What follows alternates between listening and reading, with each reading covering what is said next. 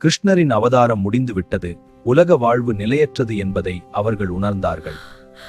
யுதிஷ்டிரர் தனது ராஜ்யத்தை பேரனான பரீட்சித்துக்கு ஒப்படைத்து துறவு பாதையை தேர்ந்தெடுத்தார்.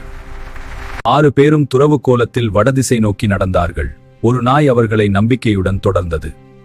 கடினமான காடுகள், பனிமலைகள் எதையும் பொருட்படுத்தாமல் அவர்கள் தர்ம பாதையில் முன்னேறினர். முதலில் திரௌபதி வீழ்ந்தாள்.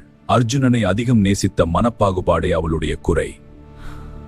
தன் அறிவில் கொண்ட பெருமையால் சகதேவன் தரையில் சாய்ந்தான். தன் அழகில் கர்வம் கொண்ட நகுலனும் பயணத்தை தொடர முடியாமல் விழுந்தான். நான் ஒருவனே சிறந்த வீரன் என்ற அகங்காரம் அர்ஜுனனை வீழ்த்தியது. அதிக உணவும் தன் பலத்தின் கர்வமும் பீமனை கைவிட்டன. இப்போது யுதிஷ்டிரர் மட்டும், அவருடன் அந்த நாய் மட்டுமே தொடர்ந்தது. இந்திரன் தோன்றி யுதிஷ்டிரரை சொர்க்கத்திற்கு அழைத்தார். நாயை விட்டுவா என்ற போது யுதிஷ்டிரர் மறுத்தார். அப்பொழுது நாய் தர்மதேவனாக வெளிப்பட்டது. தர்மத்தை ஒருபோதும் கைவிடாத யுதிஷ்டிரர் உயிருடன் சொர்க்கம் சென்ற ஒரே மனிதரானார்.